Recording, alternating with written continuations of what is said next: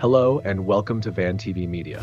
If you're new here, don't forget to subscribe to the channel, like the video, and share it with your friends to get daily updates. Guys, the issue of genocide has been rejected again by President of South Africa, Ramaphosa. This is the second time he has rejected this issue of genocide.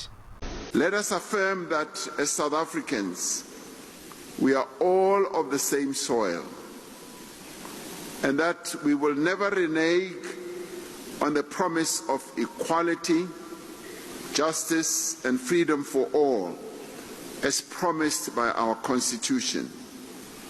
And we will continue to build a South Africa in which no one, neither black nor white, neither woman nor man, feels themselves a pariah in the land of their birth, or feels that acts of genocide are being perpetrated against them, because there is no such.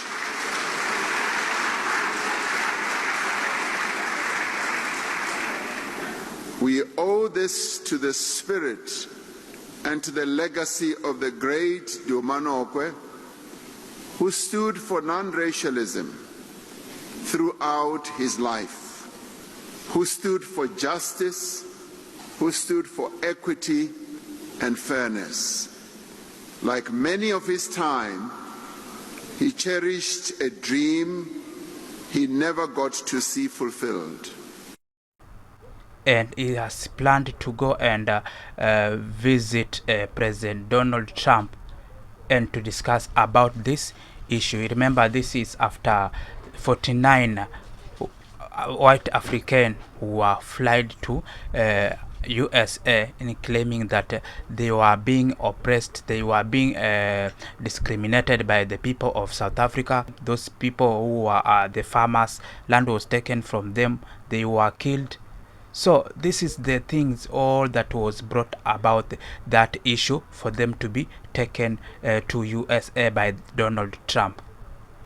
At the same time, we've seen there is a guy, those people among those 49 white African who were fled to USA, there's a guy trending whereby he left his own mother in South Africa. Because you remember what made them to move from South Africa is that they were being discriminated as the white, they were being killed, they were being, young ones like children were being raped, they were being denied access of land as them, they were farmer. So the question is, why is it that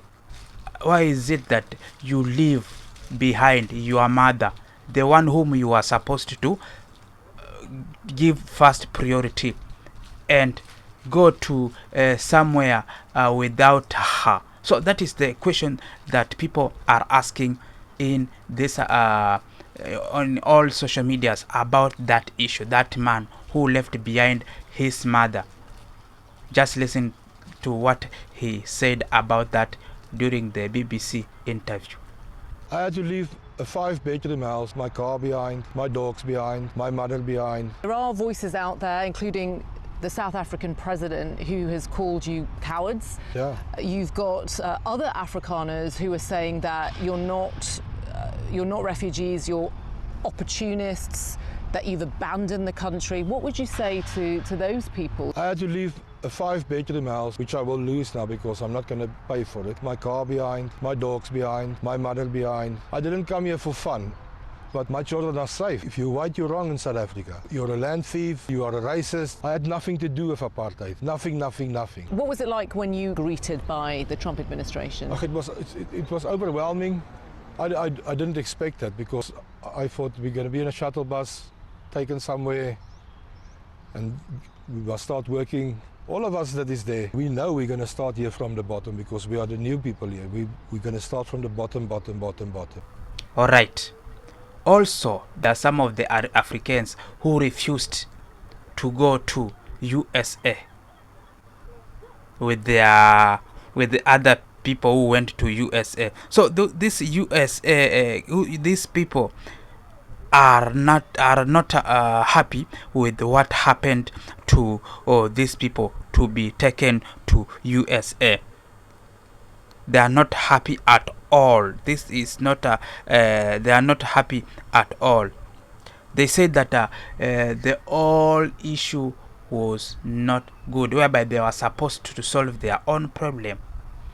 South Africa is the best country for them to stay.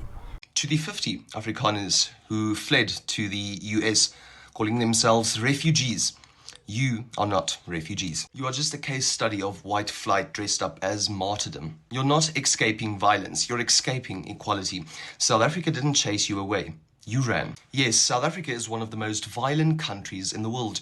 Yes, brutality exists. But let's be honest, violence affects all communities, not just white farmers. Black, colored, Indian, and yes, white people are all targets of a national crime crisis. What we have is a breakdown in safety, not a white genocide. This is not ethnic cleansing, it's criminal collapse, and running to the US won't fix it. You are part of a 7% minority, but somehow still manages to control over 70% of the wealth. That is not persecution, that's privilege on a guilt trip. And let's be real, if we tried to relocate just half of the Afrikaans population, it would take decades, billions in logistics, and you'd still end up culturally homeless in a country that don't want your apartheid baggage. You're not brave, you're not victims. You're scared of a world where you don't get to be in charge, and that makes the rest of the Afrikaans community cringe, because you make us look weak. South Africa is broken, and it's our problem to solve. So if you don't have the spine to do so, stay gone. So it's definitely bad. I think what it does to the economy is it can cripple us, and it's really terrible. So I think from a business perspective it makes sense for Trump himself, but I think as the leader of a multinational power like America, he needs to be a humanitarian as well.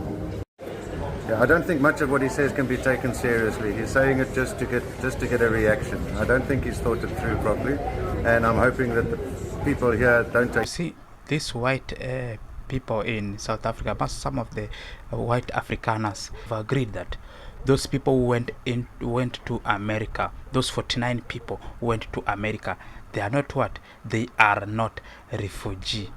So what are they? If the white...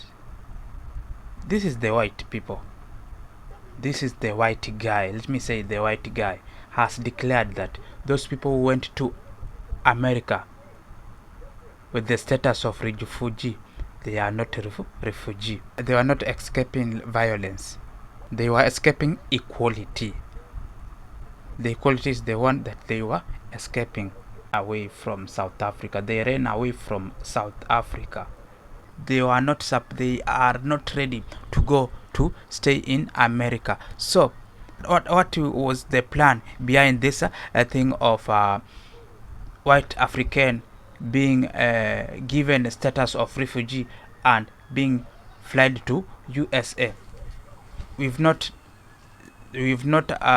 given any clear picture that shows that these people were discriminated, these people were land was taken away from them, and these people were killed. And you've heard that guy telling us on what happened in that story of white African being transported to USA in form of being discriminated, in form of being harassed in South Africa, in form of being killed in South Africa. But things are different, where some of the white people are not agreeing with the matter and defending the black people. So guys, just drop your comment and tell us what is your opinion on this. What do you think on this whole scenario? And guys, let us meet in the next episode. Hello and welcome to Van TV Media. If you're new here, don't forget to subscribe to the channel, like the video, and share it with your friends to get daily updates.